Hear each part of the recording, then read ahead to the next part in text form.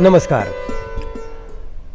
हमारे दर्शक जो भी इस कार्यक्रम को देख रहे हैं वो सोचते होंगे कि आज हम हास्य कविताएं लेकर क्यों हाजिर हुए हैं। दर्शकों, इस भागदौड़ की जिंदगी में हंसाना एक बहुत दुर्लभ काम है और हंसाने के लिए छोटी छोटी बातें लेकर, जैसे हम अपनी ज़िंदगी में देखते हैं, उन छोटी छोटी बातों को लेकर कुछ लोग तो हंसते हैं, कुछ के लबों पर मुस्कान आती है और कुछ अपने दुखों को भूल जाते हैं। खैर, कुछ भी हो, इस हंसने हंसाने की दुनिया को लेकर आज हम इस कार्यक्रम को पेश कर रहे हैं और हमारा सौभाग्य है कि आज हमारे इस कार्यक्रम में हमारे एक कवि श्री आदित्य त्रिपाठी जी हमसे जुड़ चुके हैं। आदित्य जी जो हैं, कई पत्रिकाओं में अपनी कविताएं भी लिखते हैं और साथ ही साथ एक कहानियाँ भी लिखते हैं। इनकी कविताओं और कहानियों को लोग बहुत सराहते हैं। इन्हें उत्तर प्रदेश से इन्हें मान सम्मान भी प्राप्त हुआ है और आदित्य जी छोटी छोटी बातों को लेकर अच्छी अच्छी कविताएं भी लिखते हैं और लोगों को हंसाने के लिए मजबूर भी करते हैं। अरे साहब, ये गुदगुदाते हैं, आप यहाँ बैठे बैठे जब सुनेंगे तो आपकी गुदगुदी होगी और कभी तो आपके लबों पर मुस्कान आएगा और कभी खिलखिला उठेंगे। बस यही तो ज़िंदगी है। कहते हैं कि ज़िंदगी जिंदा दिली का नाम है, मुर्दा दिल भी क्या खाक जिया करते हैं। आज हमारे साथ में जुड़ चुके हैं इरम अंसारी। वैसे इरम अंसारी ये इनका बिल्कुल जिसको कहते हैं नीक नेम है, जो बड़ा प्यारा नाम है। वैसे मोहम्मद सिराजुद्दीन अंसारी इनका पूरा नाम है और ये उर्दू में और हिंदी में छोटी छोटी कविताएं लिखते हैं और इन कविताओं से लिखकर कई जगह इन्होंने तालियां तो बटोरी और लोग इनके गले आकर मिले कि इरम साहब, मैंने कई वर्षों से हंसना बंद कर दिया था, आज आपकी जो ये कविताएं सुनकर, आपकी जो 4 लाइन सुनकर मुझे आज हंसी आ गई। तो ऐसे ही हमारे 2 महान कवि हमसे जुड़ चुके हैं और मैं कैलाश शर्मा आप सबका स्वागत करता हूं। सबसे पहले मैं पेश करूंगा हमारे आदित्य त्रिपाठी जी को। आदित्य जी के बारे में ये बताऊं कि ये बहुत ही भोले हैं। अभी जैसे कि बहुत तेज़ गर्मी पड़ रही है, आप देख रहे होंगे, मैं भी थोड़ा सा पसीने पसीने हो रहा हूँ। कुछ दिन पहले ये दिल्ली गए और दिल्ली में तो 50 डिग्री सेल्सियस की तरफ गर्मी पड़ी थी। तो ये गए अपने एक चाचा के घर में। बोला, चाचा जी बहुत गर्मी लग रही है।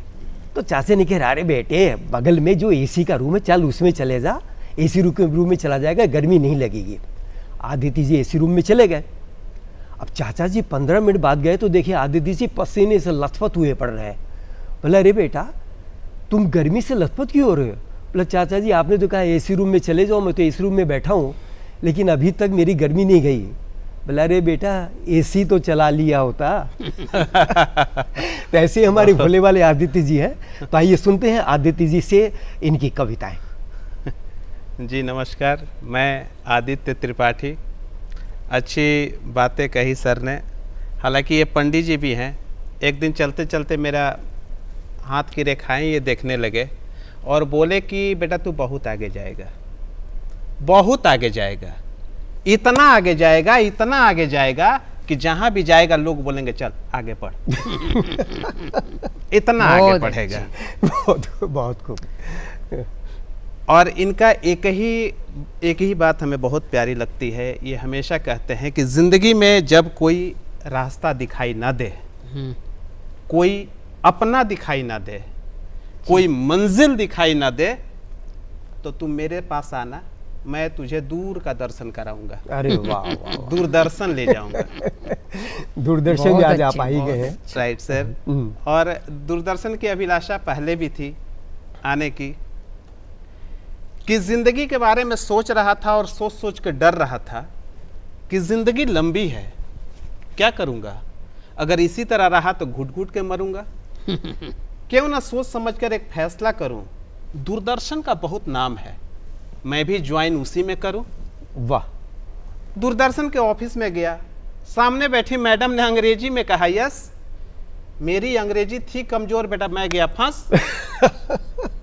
फिर हिंदी में मैडम को बताया कि मैडम जी आपसे मुझे इतना ही बताना है कि अपना ज्वाइन वाइन भी इसी में करवाना है। वो बोली हाँ हाँ, तो क्या टेंशन है, यहाँ तो बहुत सारी अपॉर्चुनिटी, नो टेंशन है। फिर मैं ट्रेनिंग करने के लिए गया। बाप रे बाप, वहाँ तो अंग्रेजी का ऐसा था माहौल कि हम हिंदी, बांग्ला और उर्दू मीडियम के बच्चों का फट जाता था ढोल। मैं नर्वस हो गया अच्छा खासा, मैं नर्वस हो गया अच्छा खासा। फिर दूरदर्शन वालों ने दिया दिलासा, प्यार से समझाया, बोला आदित्य ऐसा क्यों करते हो। प्यार से समझाया, बोला आदित्य ऐसा क्यों करते हो। अरे तुम्हारे पूर्वज अंग्रेज से नहीं डरे, तुम अंग्रेजी से डरते हो। वाह वाह वाह वाह, क्या खूब। तुम्हारे पूर्वज अंग्रेज से नहीं डरे, तुम अंग्रेजी से डरते हो। अरे कुछ दिन में तुम अंग्रेजी ऐसा सीख जाओगे, हम हिंदी में बुलाएंगे, तुम अंग्रेजी में जाओगे। वाह वाह। बोला वाकई कुछ दिन में मैं अंग्रेजी ऐसा सीख गया, जिस तरह भारतवासी अंग्रेज पे चढ़े थे, मैं अंग्रेजी पे चढ़ गया। फिर बीच में बहुत सारे लोगों ने हमसे पूछा कि आपको दूरदर्शन ही क्यों सूझा। बहुत सारे लोगों ने हमसे पूछा कि भैया आपको दूरदर्शन ही क्यों सूझा। हमने कहा सर क्या आपको ये बताना होगा कि आने वाले दिन में न जाने कई लाख परिवारों का इसी दूरदर्शन से पीना और खाना होगा। अरे वाह वाह वाह। क्योंकि यहाँ के लोग, यहाँ का मैनेजमेंट, यहाँ के लोगों के स्वभाव में इतनी बुलंदी कि जिसने किया यहाँ ज्वाइन उसने की अक्लमंदी। क्योंकि दूरदर्शन इस जमाने का ऐसा फल है जिसके हाथ लग गया समझो जीवन सफल है। और ये अटल है कि मैं जहां भी जाऊंगा दूरदर्शन और दूरदर्शन के श्रोताओं को कभी न भूल पाऊंगा। अरे वाह, कभी न भूल पाऊंगा। बहुत खूब, बहुत खूब, बहुत खूब, बहुत खूब। आपने दूरदर्शन को लेकिन अपने हास्य में इतना जोड़ दिया कि कम से कम हमारे जो दूरदर्शन जो दर्शक देख रहे हैं वो भी आपको बहुत दाद देंगे। खैर आपने बहुत अच्छी बातें सुनाई और अब मैं गुजारिश करूंगा इरम साहब से। अब इरम साहब के बारे में मैं एक बात बताऊं, वैसे ये इरम साहब के बारे में नहीं है। एक पति की पत्नी अच्छी खासी हट्टी कटी मोटी थी, तो उसके कपड़े पुराने हो गए, फट गए। तो उसने कहा जी सुनते हो जी, ये कपड़े किसी गरीब और भिखारी को दान दे दूं क्या? वो भी किसी भूखमंगे को दान दे देता हूँ, दान देती हूँ। तो कवि ने कहा अरे भगवान रहने दो, तुम इन कपड़ों का क्या दान करोगी? बोले नहीं नहीं मैं तो दान दूंगी। अंत में उन साहब ने तंग आकर कहा कि जो गरीब भिखारी और भूखमंगा तुम्हारे इन कपड़ों के बीच में आ जाएगा वो क्या भिखारी और भूखमंगाई है? वाह वाह। इरम साहब आप अपने पर न लें। तो इरम साहब पेश है खिदमत, 4 लाइनें सुनाएंगे और मैं विश्वास करता हूँ कि 4 लाइनों में भी ये अपना जलवा दिखाएंगे। क्या बात, स्वागत है। मैं तंज़ो मज़ाह का शायर इरम अंसारी, उर्दू हिंदी का के सम्मेलनों में जाता हूँ, यहाँ भी आ चुका हूँ और मेरी खुशकिस्मती है कि आज भी मैं यहाँ हूँ। और चूँकि भाई हमारी भी खुश नसीबी है कि आज हम आपके साथ बैठे हुए हैं। बिल्कुल। चूँकि ये तंज़ो मज़ाह की शायरी का सम्मेलन है, इसलिए 4 पंक्तियाँ मैं शुरू करता हूँ कि क्षमा कीजिएगा श्रीमान मुझको, क्षमा कीजिएगा श्रीमान मुझको, बहर तौर कीजिए न बर्बाद मुझको, पड़ा मेरे इनकम पे जिस दिन से छापा, तुले हैं बनाने पे दामाद मुझको। अरे वाह, तुले हैं बनाने पे दामाद मुझको। 4 मिसरे ये देखिए कि तेरे शरीर में पत्नी है ऐसी सुंदरता, तेरे शरीर में पत्नी है ऐसी सुंदरता, इसी की चाह में दुनिया लुटा रहा हूँ मैं।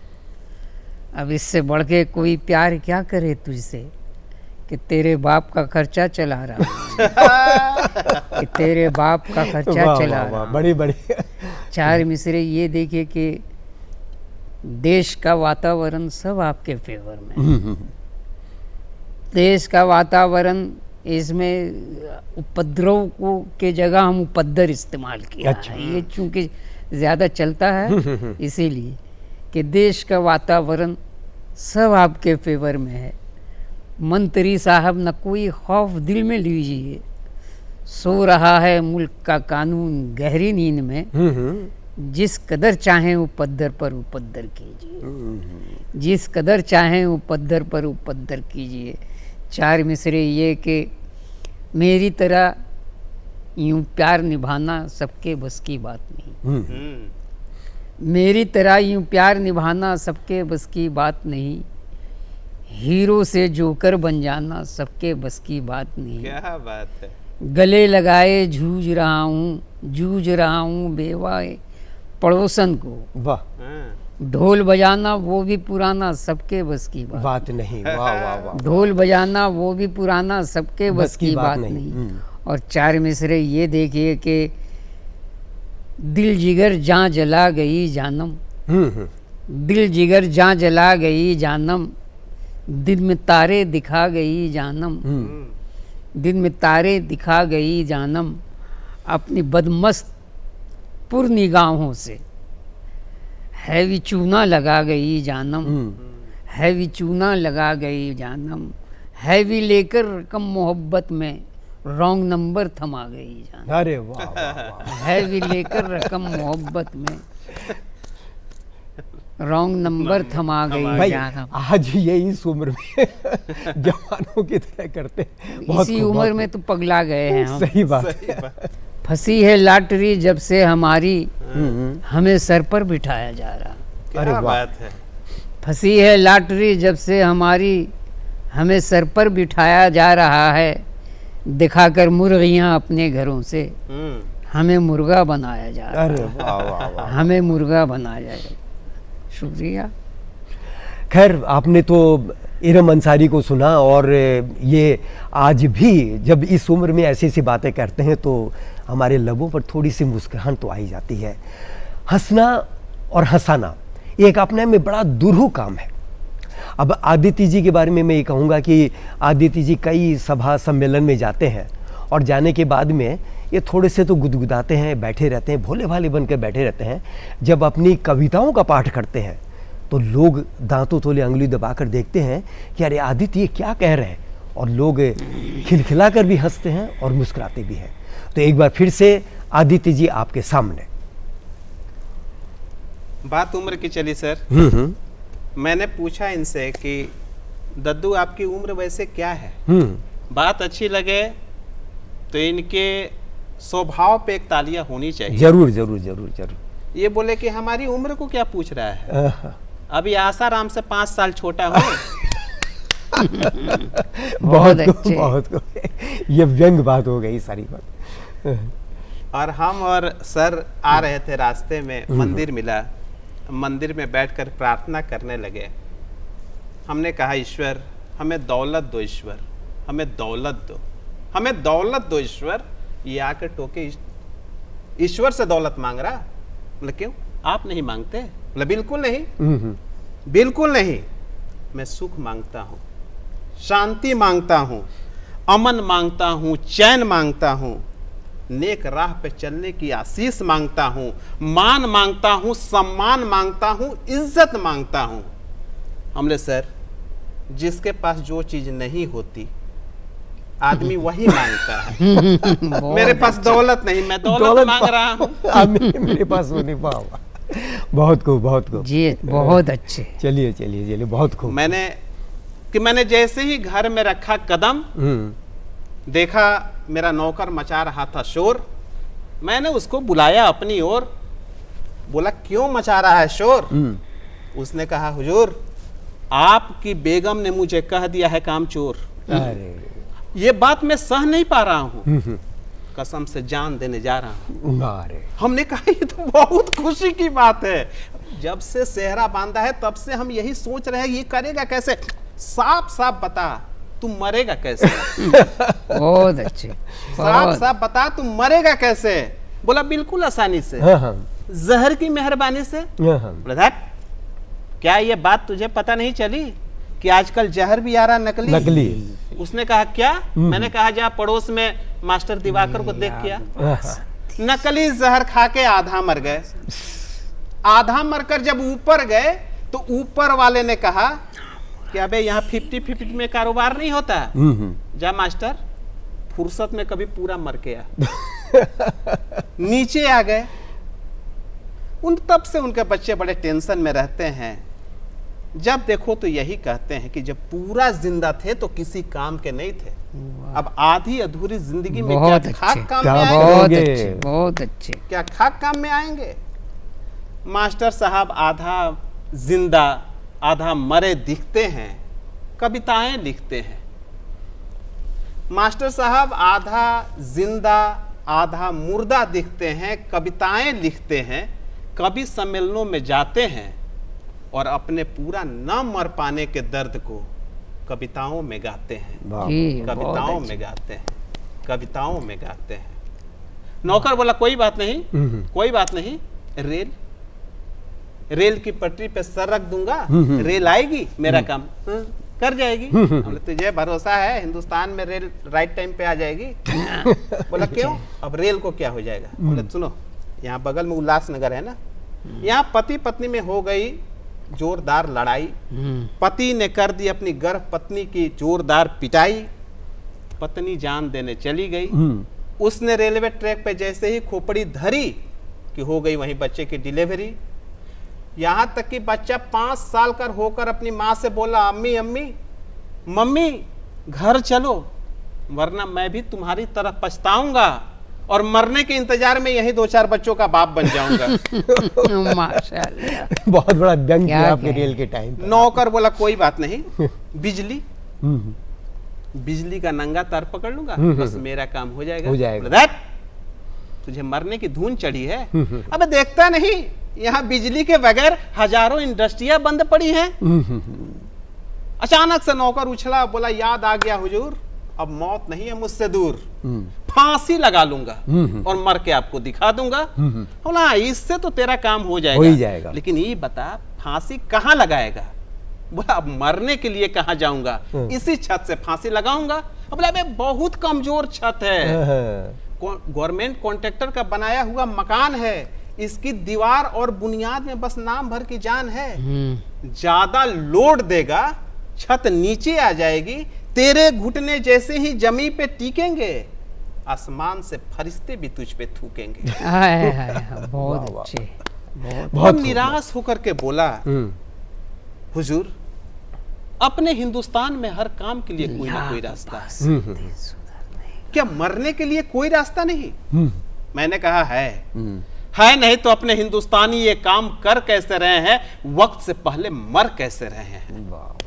मैंने कहा है नहीं तो अपने हिंदुस्तानी ये काम कर कैसे रहे हैं, वक्त से पहले मर कैसे रहे हैं? उसने मेरा पांव पकड़कर बोला जल्दी बताइए हुजूर, मुझे मरने के लिए क्या करना होगा? मैंने कहा सच बोलना होगा, हक बोलना होगा। जिस दिन तू सच्चाई वसूल ईमानदारी से जीना कर देगा शुरू, सच कहता हूं गुरु, तेरी मौत नहीं रह पाएगी दूर, तेरे अपने ही कर देंगे तुझे तिल तिल मरने को मजबूर।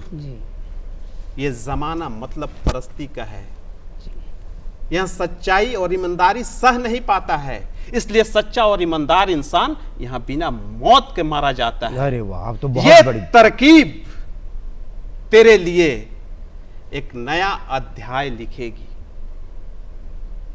और पल पल तेरी मौत तेरे करीब आती हुई दिखेगी, आती हुई दिखेगी, आती हुई दिखेगी। बहुत खूब। आप तो बड़े मानी व्यंग जो आपने जो बताई है, असल में इससे व्यंगात्मक बात है, कहीं ना कहीं हास्य का पूर्त और व्यंग की बात भी थी। और अब फिर से हम एक बार इरम अंसारी साहब के हिसाब चलते हैं। इरम अंसारी साहब से एक बार आदित्य जी बोले कि इरम साहब मैं आपके घर में आऊँगा। तो इरम ने कहा हाँ आ जाओ, बोले ज़रा आप अपना पता दीजिए अपने घर का। तो उन्होंने घर का पता दिया और वहाँ पर इरम घर के पास में बोला कि देखो मेरे घर में यहाँ चढ़ना, फर्स्ट फ्लोर में आना और बाएं साइड में बेल लगी होगी, उस बेल को यूं दबाना। बोले कोहनी से क्यों दबाऊंगा? इन्होंने कहा कोहनी से क्यों दबाऊंगा, मैं तो अपनी उंगली से दबाऊंगा। बोले जब घर में आओगे तो हाथ क्या खाली लेकर आओगे, हाथ में मिठाई का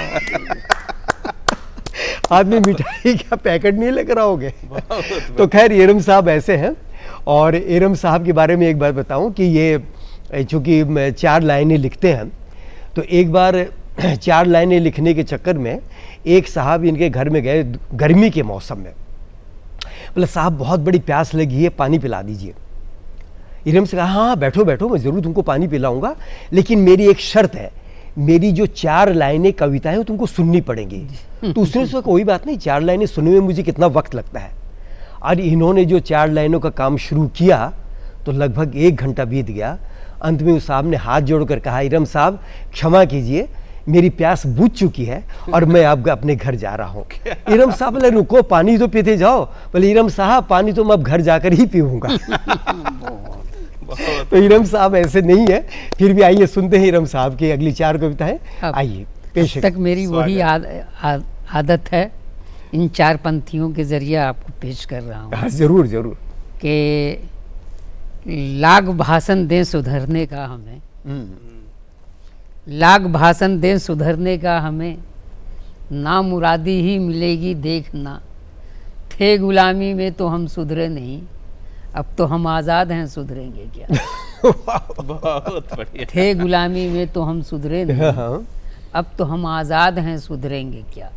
4 मिसरे ये देखिए, वही उसी मतलब के अल्लड़पन इसमें मिलेगा कि बाल सर के झड़ गए 50 से ऊपर इश्क में, बाल सर के झड़ गए 50 से ऊपर इश्क में, बाकी जो सर पर बचे थे वो झड़े शादी के बाद। अच्छा। अपनी किस्मत के लिखे ने कर दिया रुसवा हमें, होश भी आया तो साला पूरी बर्बादी के बाद। होश भी आया तो साला पूरी बर्बादी के बाद। बहुत बड़ी। ठीक है इरम साहब, आपने और आदित्य जी ने आज बहुत ही अच्छी अच्छी कविताएं सुनाई। एक बात बताएं, हमारे दर्शक जितने भी जानते होंगे उनको अनुभव होगा कि कभी कभी सोता नहीं है कवि या शायर, कभी सोता नहीं है। रात में जब वो सोता है तब भी जगा रहता है, सपने में भी उसे देश दुनिया का ख्याल रहता है। वो देखता है कि मेरी इन कविताओं से मैं किसे हंसाऊं और किसे व्यंग से मैं बेध दूं और किसको मैं जगाऊं। कवि हमेशा पूरे समाज को जगाने का काम करता है, पूरे देश को जगाने का काम करता है।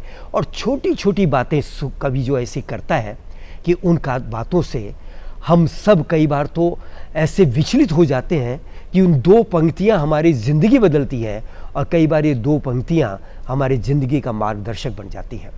तो श्रोताओं, आज ऐसे ही कविताओं का आगाज़ लेकर हम आपके सम्मुख हाजिर हुए थे। हमारे साथ आदित्य जी थे, इरम इंसारी साहब थे और मैं कैलाश शर्मा। हम लोगों ने मिलकर आपको कितना हंसाया, कितना खुश किया, कितना गुदगुदाया और कितना सोचने के लिए बाध्य किया, ये तो आप सभी जानते हैं। आने वाले वक्त में हम ऐसे ही कार्यक्रम लेकर फिर पेश होंगे। तब तक के लिए नमस्कार। नमस्कार।